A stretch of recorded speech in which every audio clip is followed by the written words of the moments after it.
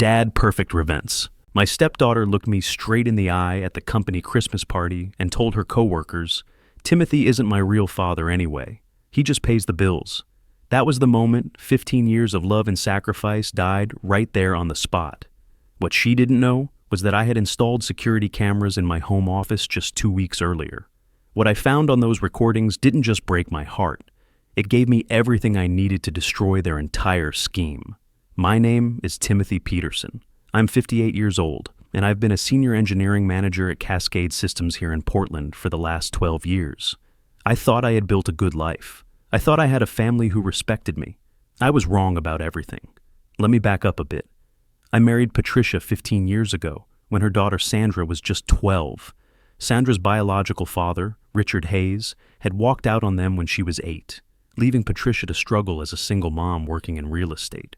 I stepped up. I became the dad Sandra never had. I paid for her braces, her car, her college tuition at Oregon State. $85,000 for a marketing degree she barely uses. I taught her how to drive, helped with homework, and sat through every high school graduation speech and dance recital. I remember the first time Sandra called me dad. She was 13, and we were building a treehouse in the backyard. She handed me a hammer and said, "Thanks, Dad. You're the best." My heart nearly exploded with pride. I thought I'd finally found my place in this world. For years, everything seemed normal. Sandra would ask for money for school clothes, and I'd write the check. She needed a laptop for college. I bought the best one. When she wanted to study abroad in London for a semester, I emptied my vacation savings to make it happen. $8,000 for 6 months of international experience. She sent me exactly 2 postcards the entire time. But somewhere along the way, things changed. Sandra stopped calling me dad around her 16th birthday. It became Timothy again. When friends asked about me, I noticed she'd say my mom's husband instead of my stepdad. I told myself it was just teenage rebellion. Patricia assured me it was normal. The Christmas party at Cascade Systems should have been a celebration. We'd just landed a major contract to build a new data center for Nike. $50 million project that would keep our team busy for the next 2 years. I was proud of the work we'd done, and I wanted to share that with my family. Sandra had driven down from her apartment in Portland to join us. She looked beautiful in a red dress Patricia had bought her, with my credit card, of course. We were standing near the buffet table, and some of my colleagues came over to meet her. "Sandra, these are the guys I work with every day," I said, putting my arm around her shoulder. "This is my stepdaughter." That's when she shrugged away from my arm and said it. "Timothy isn't my real father anyway. He just pays the bills." She laughed like it was a joke, but her eyes were cold. "My real dad is Richard Hayes. He's the one who gave me life." My coworkers stood there in awkward silence. These were men I'd worked with for over a decade. Men who knew I'd raised Sandra since she was a child. Men who'd heard me talk about her achievements, her college graduation, her job interviews. Now they were watching her reduce me to a bank account with legs. Patricia didn't say a word. She just smiled that tight smile she used when she was embarrassed. No defense, no correction, no reminder that I'd been the one who attended every parent-teacher conference, every soccer game, every milestone in Sandra's life, while Richard was nowhere to be found. I excused myself and went to the restroom. I looked at my reflection in the mirror, a 58-year-old man who'd spent 15 years trying to be the father Sandra needed, only to be told I was nothing more than a financial convenience. When I came back, Sandra was telling my colleagues about her upcoming wedding to Kevin Brooks.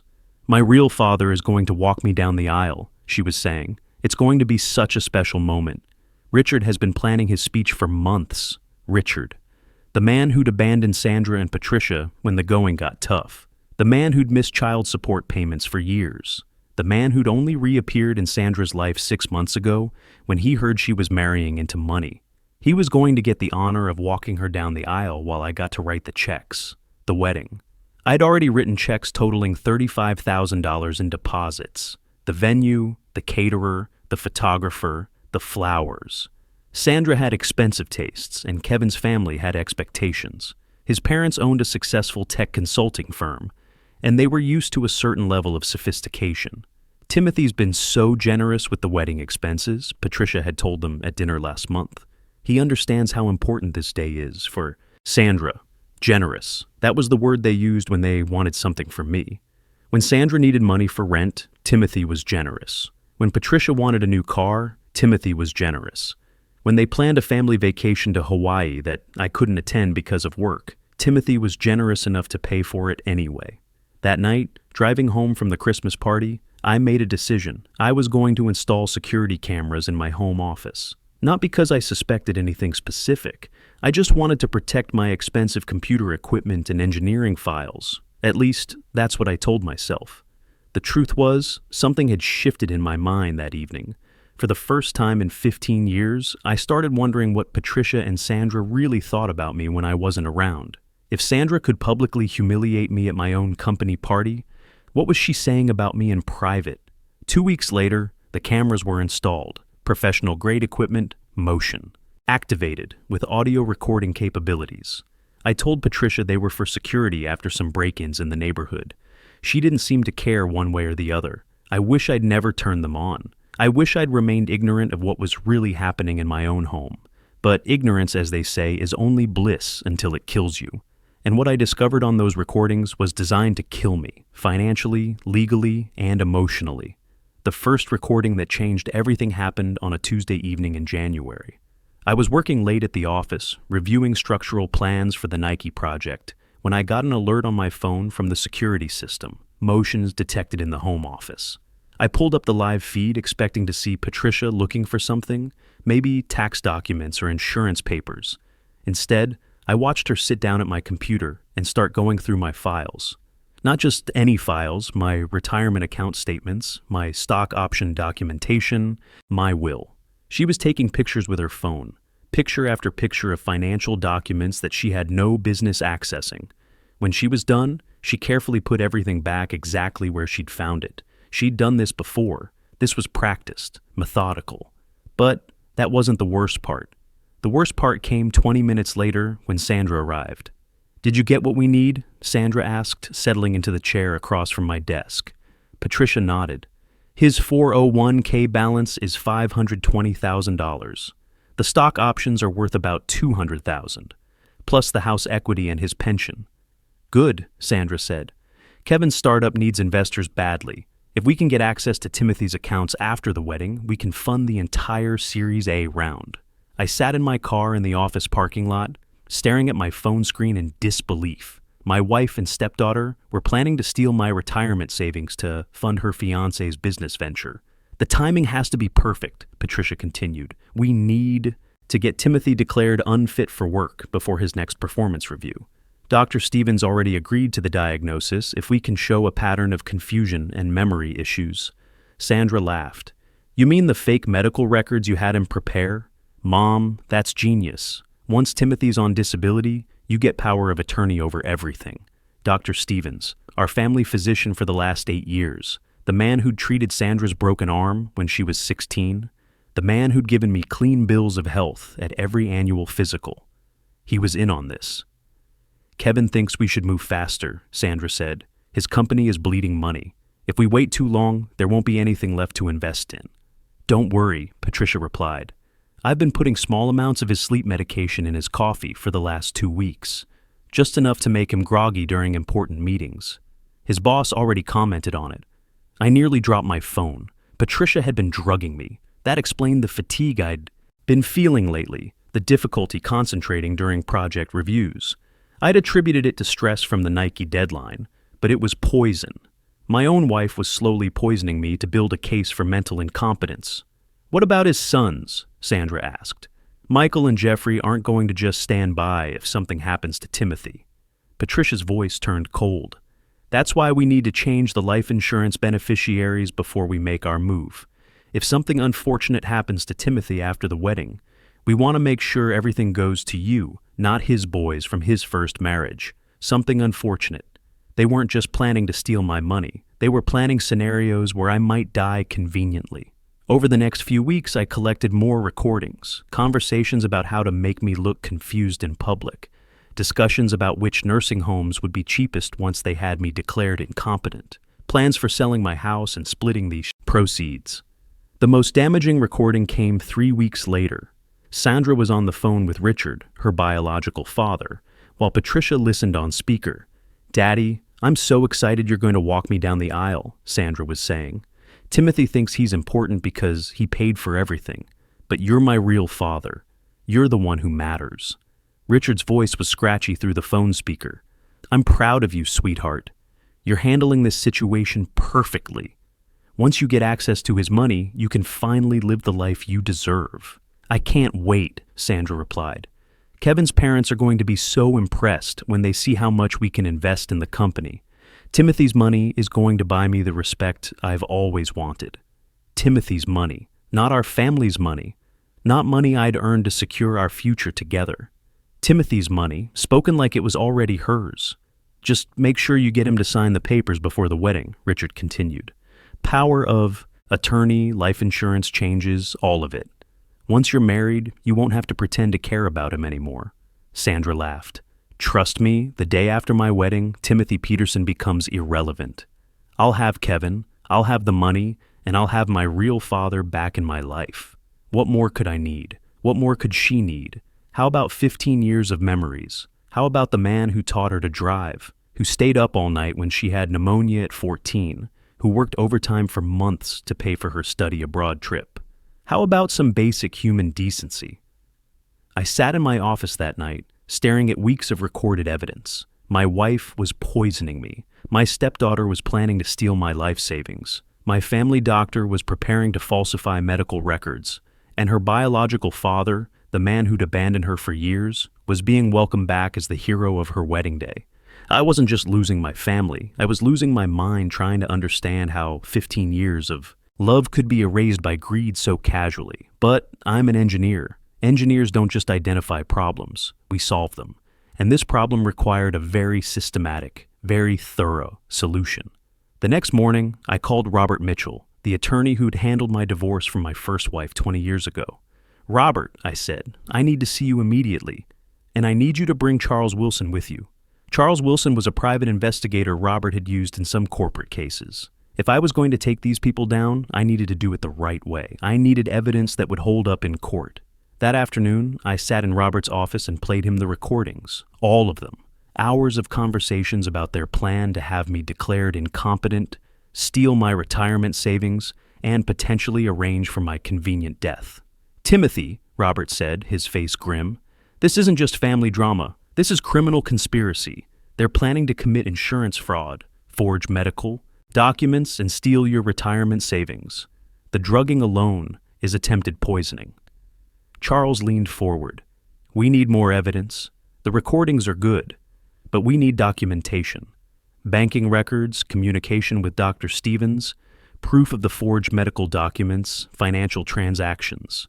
I nodded. "Whatever it takes." For the next month, I became a different person. During the day, I went to work like nothing had changed. I smiled at Patricia over breakfast, even though I now made my own coffee and brought lunch from home. I wrote checks for wedding expenses, knowing each dollar was being stolen from me. I played the role of the loving stepfather and devoted husband, but at night, I was documenting everything. Charles installed additional cameras throughout the house. We traced phone records and found dozens of calls between Patricia, Sandra, Richard, and Dr. Stevens. We discovered that Patricia had already opened a separate bank account using forged documents with my signature. She'd been transferring small amounts from our joint savings for months. Charles also introduced me to Jeffrey Miller, a forensic accountant who specialized in financial fraud cases. Jeffrey analyzed every transaction in our accounts and found a pattern of systematic theft going back 8 months. Small amounts at first, then larger sums as Patricia got bolder. "She's been stealing from you gradually," Jeffrey explained, showing me spreadsheets of unauthorized transfers. "The total so far is $23,000, but based on these recordings, she's planning to take everything once she gets power of attorney." The medical fraud was even worse. Charles had contacts in the healthcare industry who helped us investigate Dr. Stevens. We discovered he'd been preparing false medical records for months, documenting symptoms I'd never reported and conditions I'd never been diagnosed with. "Look at this," Charles said, spreading papers across Robert's conference table.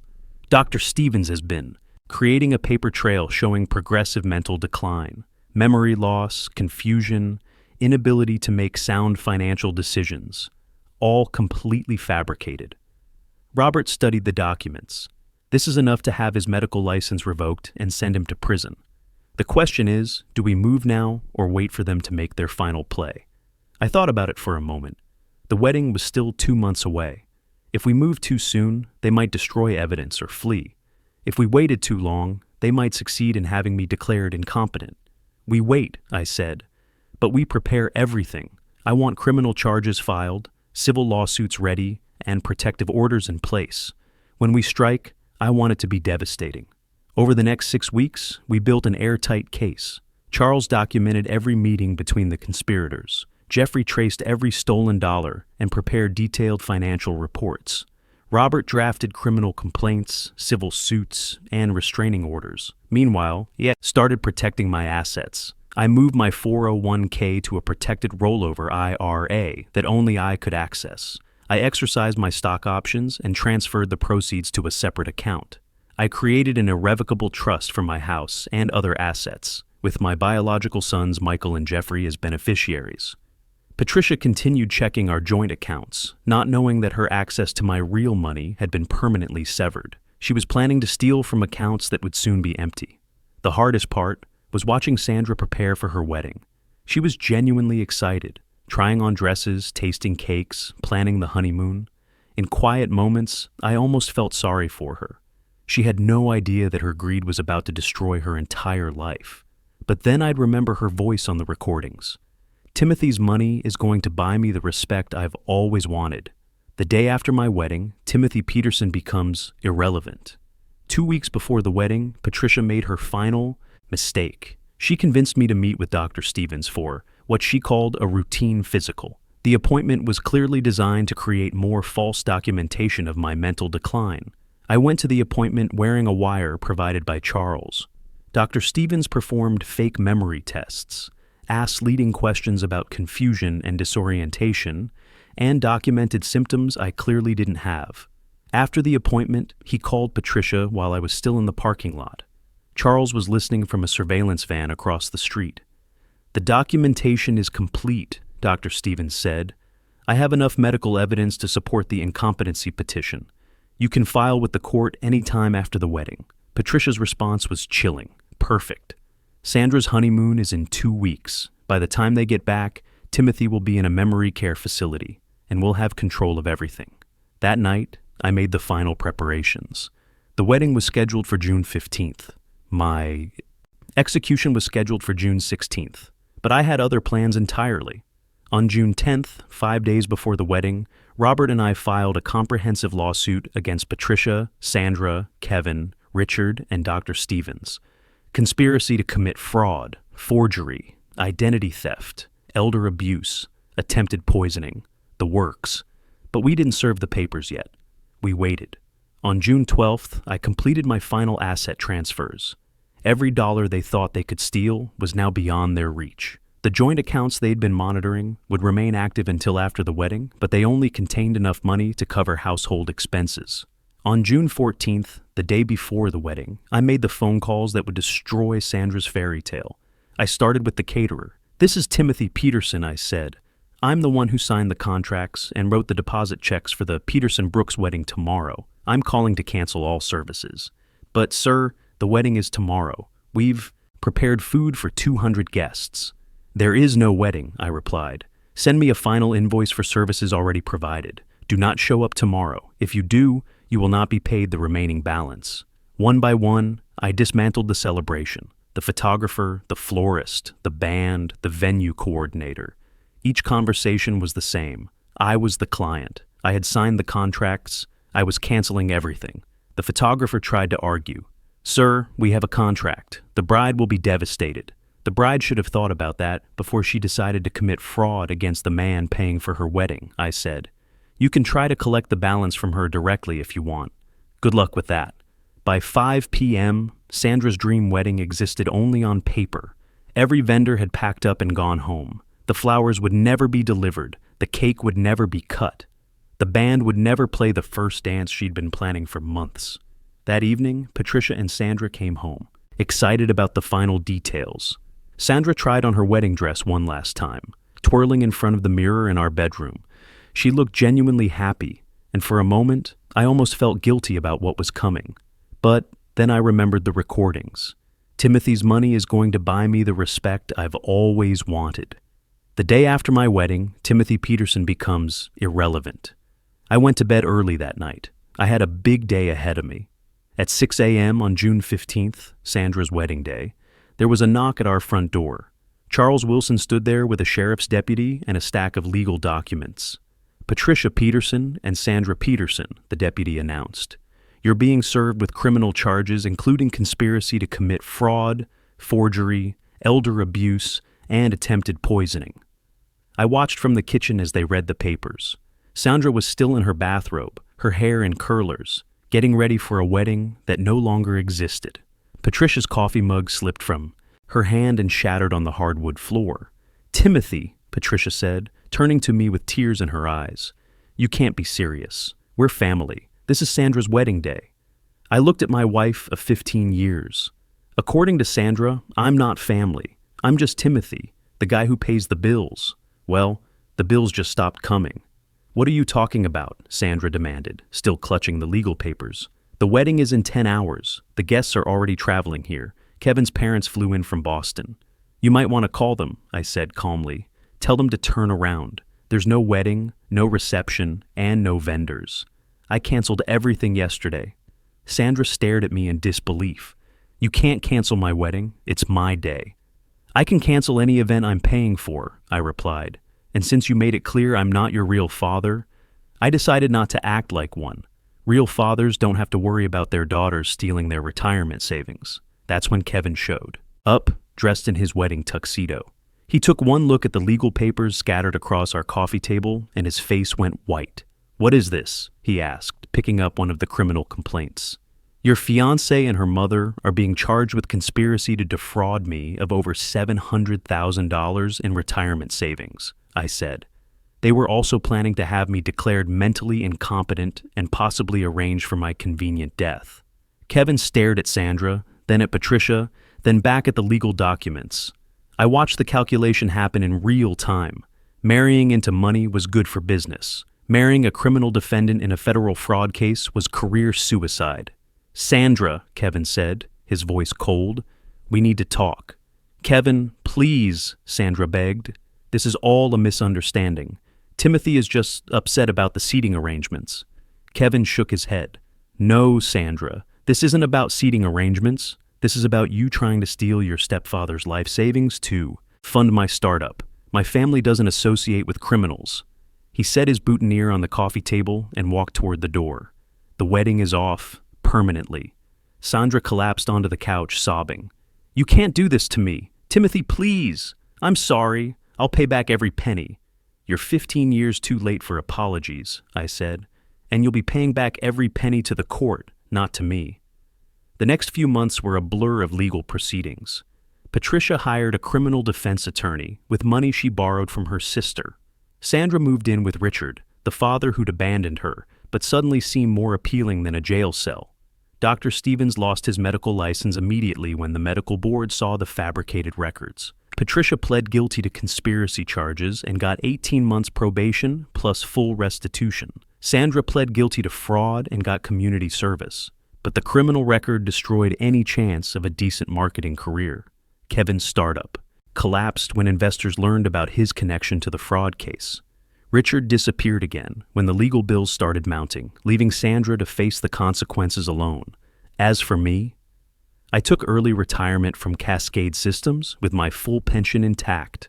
I moved to my cabin in Montana, the one I'd bought years ago, as a weekend retreat. I do remote engineering consulting now, working with companies that need someone with 35 years of experience. I fish every morning on the Yellowstone River. I hike every afternoon in the Absaroka Mountains. I talk to my sons Michael and Jeffrey every week. They're proud of how I handled things. They're proud that I protected our family's assets and stood up for myself. Last month, I got a text from Sandra, a long message about how sorry she was, how she'd made terrible mistakes, how she needed money for her legal bills and rent. She signed it, "Love, your daughter Sandra." I read it twice, then deleted it. I'm sitting on my cabin porch. Right now, looking out at the mountains, drinking coffee that no one has drugged. The morning air is clean and cold, and I can hear the river flowing past my property. Sandra was right about one thing. I'm not her real father. Real fathers don't have to worry about their children trying to poison them and steal their life savings. Real fathers don't have to install security cameras to protect themselves from their own families. But I'll tell you what I am. I'm Timothy Peterson. I'm 58 years old. I'm an engineer who solved a very complicated problem, and for the first time in 15 years, I'm finally free. Sometimes the best revenge isn't getting mad, it's getting evidence. You can't buy love with money, but you can definitely buy peace of mind by knowing exactly what that money is worth to the people around you. The people who truly care about you will never make you feel like you have to earn their respect, because real family doesn't come with a price tag attached.